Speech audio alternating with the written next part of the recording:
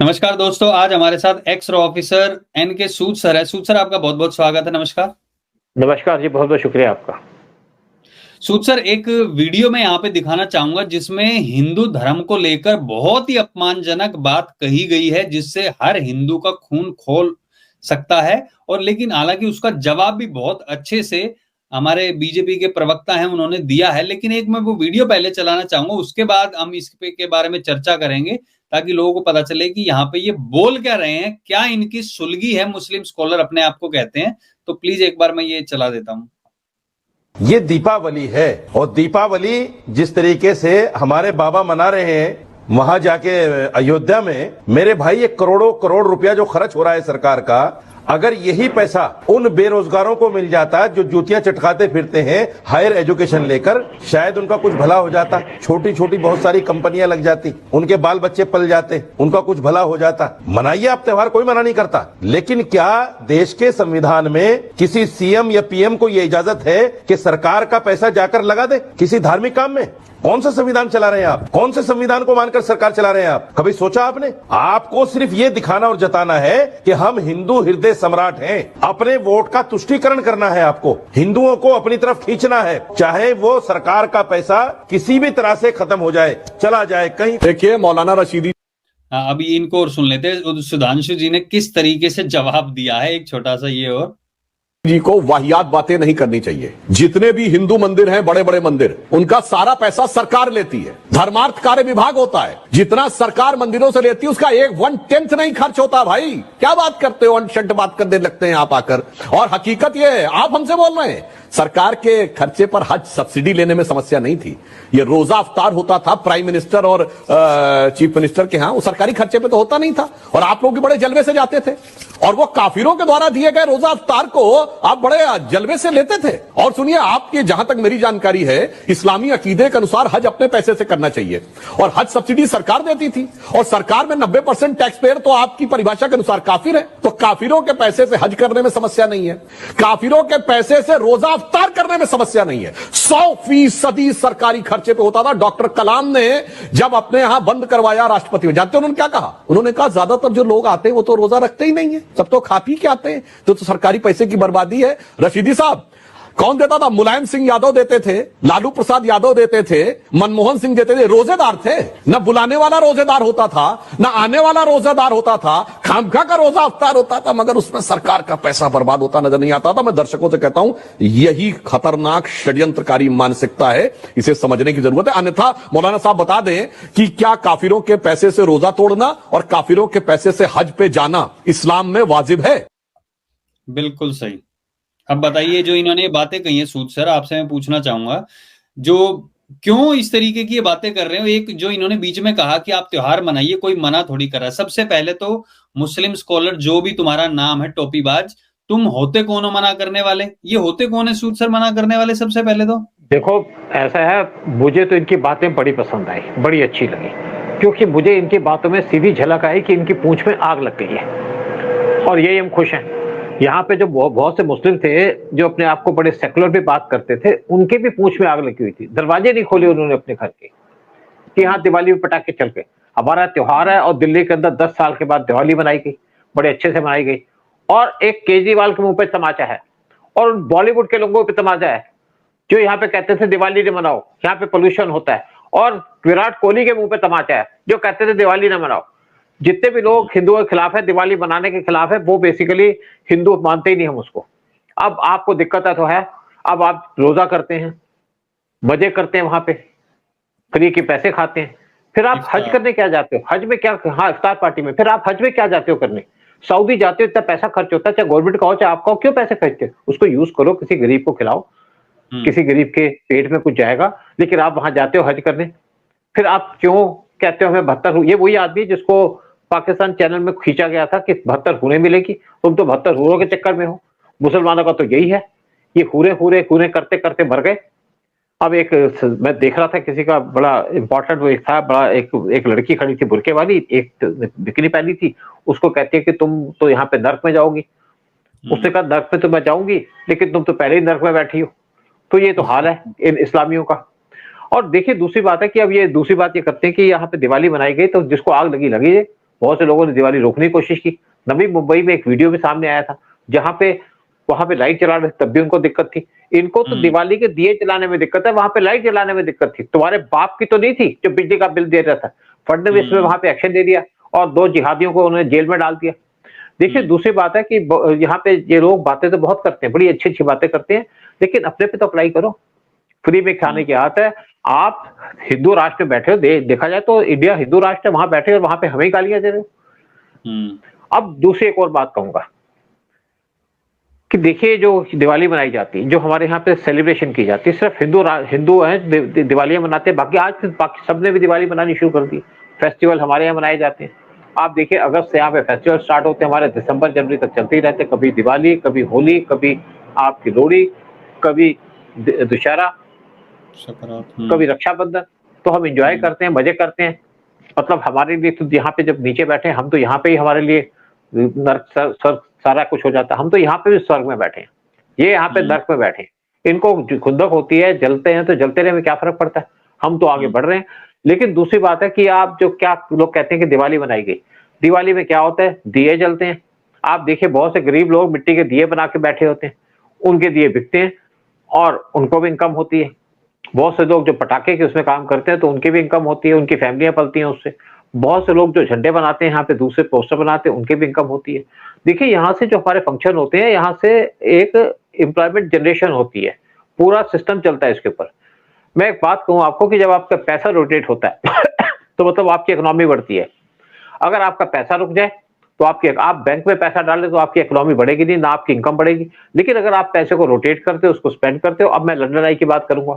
ये लंदन के अंदर एक आई बनी है, बहुत बड़ा झूला बना है, जहाँ पे लोग झूले में बैठते देखते हैं, पूरा लंदन दिखता है। इसको लंदन आई कहते हैं। जब ये बन रहा था तो वहां पे लोगों ने शोर मचाया कि आपने तो 200 बिलियन पाउंड खर्च दिए इसके ऊपर। वहां पे लोग इसे कर रहे, क्योंकि इसको कोई फंस जाए तो लिफ्ट पे बनी थी, बहुत बड़ी एक सीढ़ी बनी थी निकालने के लिए। तो वहां की गवर्नमेंट ने बात की कि ये जो लंदन आई बनी है, ये लोगों के लिए बनी है। यहाँ पे लोग आकर के इसमें झूले में झूलते हैं और इससे हमारा टूरिज्म बढ़ता है। जब टूरिज्म बढ़ेगा तो इनकम होगी। साथ में उनका यहाँ पे 200 से 250 लोगों को एम्प्लॉयमेंट मिली है इस लंदन आई की वजह से। और यहाँ पे जो लोग पैसा आते हैं, झूला झूलते हैं, पैसा देते हैं, इससे एक तो आपकी इकोनॉमी रोटेट होती है। दूसरी बात है, ये जो पैसा यहाँ पे खर्चा गया है तो 3 साल में पूरा हो जाएगा और फिर हमारी इनकम जनरेट होगी, टूरिज्म बढ़ेगा। जो यूरोप है, वहां पे 2 चीजें चलती हैं, एक तो डिफेंस इक्विपमेंट मोस्टली वो बिकते हैं, और दूसरा वहां पे टूरिज्म। अगर आप लंदन में चले जाओगे तो वहां पे बसें घूमती है अप एंड डाउन, कि आप चढ़िए उतरिए, एक बस से चढ़िए दूसरे में उतरिए, पूरे लंदन के अंदर बसें घूमती रहती हैं और टूरिस्ट आते हैं, एंजॉय करते हैं। इसी तरीके से आप पेरिस में चले जाओ तो पेरिस में आपको देखेंगे कि किसी जगह पे घुसना तो लाइनें लगी होती है टूरिस्टों की, वहां से इनकम जनरेट होती है। तभी तो उनकी इकोनॉमी प्रेशअप हुई ना। अब जब हमारे राम मंदिर बना तो यहाँ पे टूरिस्ट आ रहे हैं, हमारी इकोनॉमी प्रेशअप हो रही है। और इकोनॉमिक प्रेशअप हो रही है, यूपी की जो गरीब स्टेट थी आज अमीर स्टेट बन रही है। इसी तरीके से हमारे बाकी मंदिर बने हैं, वहां पे भी टूरिज्म है। इंडिया में जो लोग टूरिज्म करते हैं वो करते हैं आपका रिलीजियस टूरिज्म। मंदिर बने और गवर्नमेंट ने इसी तरीके से वहां पे चलाने शुरू कर दिए ट्रेन्स और बसेस वगैरह, ताकि लोग घूम सके और लोग एंजॉय कर सके और साथ में लोग जो लोकल लोग बैठे हैं उनको इनकम हो सके। ये ऐसे तो परिवार पलते हैं। यही तो एक इंडस्ट्री है, टूरिज्म सबसे बड़ी इंडस्ट्री है यूरोप के अंदर। और यहाँ पे देखिए, जब यहाँ पे कांग्रेस गवर्नमेंट थी तो यहाँ पे तो फेक करेंसी चलती थी। फेक करेंसी का पैसा किसको जाता था? एक यहाँ की जो हमारी रॉयल फैमिली है इंडिया की, वो लेते थे, बाकी जाता था पाकिस्तान को, और पाकिस्तान बम भी चलाता था उससे। तब तो किसी को ऑब्जेक्शन नहीं हुई। आज यहाँ पे फेक करेंसी नहीं है, आज करप्शन नहीं है, आज बॉलीवुड के अंदर करप्शन खत्म हो गई है, ब्लैक मनी खत्म हो गई है। और वो पैसा खर्च कहाँ हो रहा है? डेवलपमेंट के अंदर। चाहे होली मनाया जाए, चाहे दिवाली मनाई जाए, चाहे यहाँ पे रेल चले, चाहे रोड्स बने, तो सारे काम डेवलपमेंट पे तो अभी हो रहे हैं, तो एम्प्लॉयमेंट जनरेट हो रही है, उस पर तो कोई बात नहीं करेंगे। लेकिन इनको दिक्कत ये आ रही है कि हिंदुओं ने होली कैसे मना ली है, दिवाली कैसे मना ली। मनाएंगे हम, और इसी तरीके से मनाएंगे, खुश होंगे, क्योंकि हम यहाँ पे हम तो रहते हैं स्वर्ग के अंदर। ये जो बैठे हैं इस्लामिस्ट यहाँ पे, जो बुर्का पहन के बैठे हैं अपनी औरतों को बिठा करके, ये तो नर्क में बैठे हैं। तो हमें होली मनानी है, दिवाली मनानी है, जिसकी ये लोग सड़क पे बैठ के जब ये कह रहे हैं कि पोल्यूशन होगा, ये होगा, वो होगा, सड़क पे बैठ के नमाज पढ़ते हैं, तब प्रॉब्लम नहीं होती है कैसे सर? तब क्या आपका ट्रैफिक नहीं रुकता? ये तो दिल्ली में बंद हो गया। दिल्ली का जो सब इंस्पेक्टर था, उसने नमाजियों को कहा कि उठ जाओ, नहीं उठे, दोबारा फिर कहा उठ जाओ, नहीं उठे तो उसे लाते मारी, उठ गए, उसको सस्पेंड कर दिया गया। मैं उम्मीद करता हूं कि उसको जरूर वापस ले लिया गया नौकरी के अंदर, क्योंकि वो अपनी ड्यूटी परफॉर्म कर रहा था। इसी तरीके से झारखंड के अंदर मैंने बहुत से वीडियो देखे हैं, वहां पे लोग ना बच्चे सड़क पे बिठा दिए, दोनों तरफ आपकी ट्रैफिक रुका हुआ, और वहां पे क्योंकि बीजेपी गवर्नमेंट नहीं है तो वहां पे जिहादी सड़क पे बैठ जाते हैं। क्या इस्लाम के अंदर परमिशन है सड़क पे बैठने की? कोई परमिशन नहीं है। मैंने किसी भी कंट्री के अंदर, इस्लामिक कंट्री के अंदर ये नहीं देखा कि लोग जमीन पे बैठ के, सड़क पे बैठ के नमाज पढ़े। वहां किसी ने नमाज पढ़नी है तो मंदिर में जाके पढ़े, या मस्जिद में जाके, सॉरी मस्जिद में जाके मुस्लिम देशों में भी नहीं होता। बिल्कुल नहीं होता। देखिए इवन आप सऊदी की बात, मैं ईरान के अंदर रहा हूँ, ईरान में कभी नहीं देखा, मुझे कभी वहां पे आवाज नहीं सुनाई दी कि नमाजी को नमाज पढ़ रहा है या वहां पे आवाज मारी जा रही है। इवन सऊदी के अंदर उन्होंने बैन कर दिया है कि यहाँ पे लाउड स्पीकर ना चलाया जाए, क्योंकि इससे लोग डिस्टर्ब होते हैं। वहां पे भी लोग बाहर नहीं बैठते। वहां पे तो इफ्तार पार्टी को बंद कर दिया गया, क्योंकि इफ्तार पार्टी कहते हैं इससे गंद मचता है वहां पे, वो बंद कर दिए। वहां पे तो कहा है कि आप जो यहाँ लाउड स्पीकर तो चलाएंगे ही नहीं, और आपके जो नमाज की आवाज है वो मस्जिद से बाहर नहीं आनी चाहिए। जब एक इतनी बड़ी इस्लामिक कंट्री या जो मेन इस्लामिक कंट्री है वो ये बात करे, तो ये हिंदुस्तान के जो नमाजी बैठे हुए हैं इनको क्या दिक्कत हो रही है? लेकिन अब हिंदू जाग रहा है, और जिस तरीके से पीएम मोदी ने कहा है और जिस तरीके से योगी ने कहा है, कटोगे तो बटोगे, हिंदू इकट्ठे हो रहे हैं, हिंदू एकजुट हो रहे हैं, और हिंदू एकजुट होंगे तो हिंदू इनके बैंड बजा देंगे, जो हिंदुओं को काटने की बात करेगा या हिंदुओं को बांटने की बात करेगा। और जिनको दिक्कत है तो दिक्कत हो, हम तो अपनी होली भी बनाएंगे, दिवाली बनाएंगे, बड़ी खुशी से बनाएंगे, पटाखे भी चलाएंगे, चाहे सुप्रीम कोर्ट कह दे फिर भी चलाएंगे। मेरे को तो पटाखे मिले नहीं, लेकिन मैं अभी से कोशिश कर रहा हूँ पटाखे लेने की, ताकि मैं पटाखे अपने पास रखूं, और जब दिवाली आए, न्यू ईयर आए तो बजाएंगे, चाहे सुप्रीम कोर्ट कहे। हम उनकी बात नहीं मानेंगे, हमारा धर्म है, हमारा रिलीजन है, हम करेंगे जो करना है। कोई रोक सके तो रोक ले। अच्छा, ये गंगा जमुनी तहजीब जो है वो दिवाली पे याद आती है, वो ईद पे तो याद नहीं आती है। ये साले हरामखोर हैं। कोई गंगा जमुनी तमीज नहीं है, तहजीब नहीं है। ये यहाँ पे लव जिहाद में डील करते हैं, लव जिहाद में इन्वॉल्व होते हैं। आप देखिए ना, बहुत से हमारे स्टार मारे गए बॉलीवुड के, वो भी जिहादियों के द्वारा मारे गए। चाहे आपका अंडरवर्ल्ड हो, अब एक कौन सी भारती थी, दिव्या भारती, उसको मारा, दिव्या भारती, उसको भी लव जिहाद के अंदर मार दिया गया था।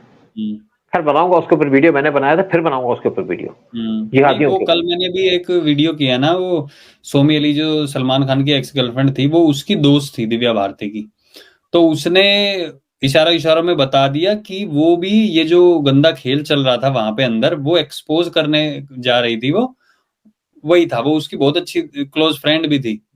देखो ऐसा है, दिव्या भारती ना एक मकान की डील करके आई थी, डील करके आई थी, जितेंद्र से उसने मकान खरीदा था, और अपने घर में आई थी, तो उसका जो हस्बैंड था मुसलमान था, प्रोड्यूसर था, वो उससे पैसे मांग रहा था कि पैसे दे दो, उसने मना कर दिया। फिर दाऊद इब्राहिम ने डिमांड की थी उस लड़की के बारे में, उसने मना कर दिया कि मैं कोई दाऊद के लिए बैठी पैदा हुई हूँ। तो जब वो उस टाइम पे डील करके आई ना प्रॉपर्टी की, तो उसके घर में एक फैशन डिजाइनर उसकी बीवी बैठे हुए थे, और वो कहते हैं उसके घर में विस्की पी रहे थे, और ये किचन की खिड़की पे खड़ी थी, ये बात की गई। भाई जब उनके गेस्ट आए तो खिड़की में क्या करेगी किचन की? एक्चुअली इसको फेंक दिया गया था, और वो लोग विटनेस बने, उनका भी अंडरवर्ल्ड से कनेक्शन था, क्योंकि अंडरवर्ल्ड तो किसी को जीत सकता है ना, कि तुमने विटनेस ही नहीं दे दी उन्होंने, उसको फेंक दिया गया ऊपर से, शायद 7वीं या 11वीं मंजिल थी, और फेंकने के बाद वो नीचे अटक गई किसी और मंजिल पे, फिर ये नीचे गए, नीचे जाकर के उसको फिर नीचे फेंका। अच्छा, तो ये जो पूरी कहानी है अलग टाइप की कहानी, मेरे पास है बड़ा बड़ा मटेरियल इसके ऊपर, बनाऊंगा इसके ऊपर, जिहादियों के ऊपर तो जरूर मैं काम करूंगा। तो मतलब कुल मिला के जो हमारे बोलिए। नहीं ठीक है, अब बेसिकली मेन तो यही है ना कि इशू तो हमारा कोई था, अटक कहीं और गए। आप देखिए दूसरी तरफ श्री देवी का मर्डर कैसा हुआ, किसने मारा उसको? अंडरवर्ल्ड ने। 4.25 फुट का बाथटब था दुबई के अंदर, और 5.5 फुट की लड़की उसके अंदर डूब के मर गई। हद है। और वो भी मोटी तकड़ी थी उस टाइम पे, क्योंकि उसका हस्बैंड तो दिल्ली आ गया था, दिल्ली से जब वापस गया, वहां भी पैसे का चक्कर था। दिल्ली से जब वापस गया, नेचुरली देखा, होटल में एंटर किया है, जब मरी थी तो उस टाइम पे कोई था नहीं वहां पे, वो था नहीं, तो उसके ऊपर मर्डर का चार्ज तो लग नहीं सकता। वो गया उसके कमरे के अंदर, साथ में 2 लोग थे, तो देखा कि वो कमरा खुलाया, कमरा नहीं खुला, तो उसने जब खुलवाया कमरा, तो वहां पे अटेंडेंट भी थे, तो कमरे में गई तो बाथटब में पड़ी थी। लेकिन वहां पे सिंपैथी थी कि भाई इसकी बीवी मर गई, था नहीं यहाँ पे। वहां पे इंडियन एम्बेसी को भी कांटेक्ट किया गया, तो इंडियन एम्बेसी में भी प्रेशर डाला। साथ में सुषमा स्वराज वहां पे फॉरेन मिनिस्टर थी, उसके ऊपर भी कुछ यहाँ पे बॉलीवुड के लोगों ने प्रेशर डाला।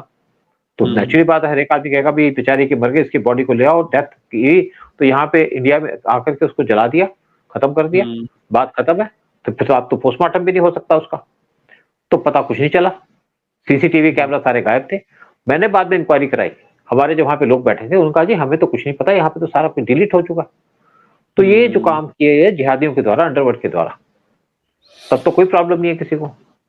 मतलब कुल मिला के जब तक इनके मन मुताबिक काम होता है तब तक ठीक है, और जैसे ही इनको जो कुछ चीज अच्छे नहीं लगती उसके ऊपर नाम रखना शुरू कर देते हैं। फिलहाल हिंदुओं ने अच्छे से दिवाली मनाई है ना, हम किसी के त्योहारों को कुछ भी हो, इफ्तार पार्टी करे कुछ करे ना, हम उसमें कहते हैं। लेकिन हमारे त्योहारों पे अगर ये ऐसे ही बोलते रहेंगे तो एक टाइम ऐसा आएगा वो घड़ा भर जाएगा, वो ऊपर तक पानी चला जाएगा, फिर इनको भी वही सुननी पड़ेगी, वो और बुरी सुननी पड़ेगी। तो इसलिए बेहतर यही होगा, गंगा जमुनी तहजीब चाहिए तो पहले वो चीज करके दिखाओ, उसके बाद होगी। तो हालांकि जो ज्यादा अपने आप को कट्टर बनते हैं वही ऐसी बातें करते हैं, तो आशा करते हैं कि वो ऐसी बातें ना करेंगे। और अच्छे से उनको जो जवाब सुधांशु जी ने भी दे दिया और आपने भी अच्छे से एक्सप्लेन कर दिया है। बहुत बहुत धन्यवाद सूद सर आने के लिए, सारी जानकारी देने के लिए।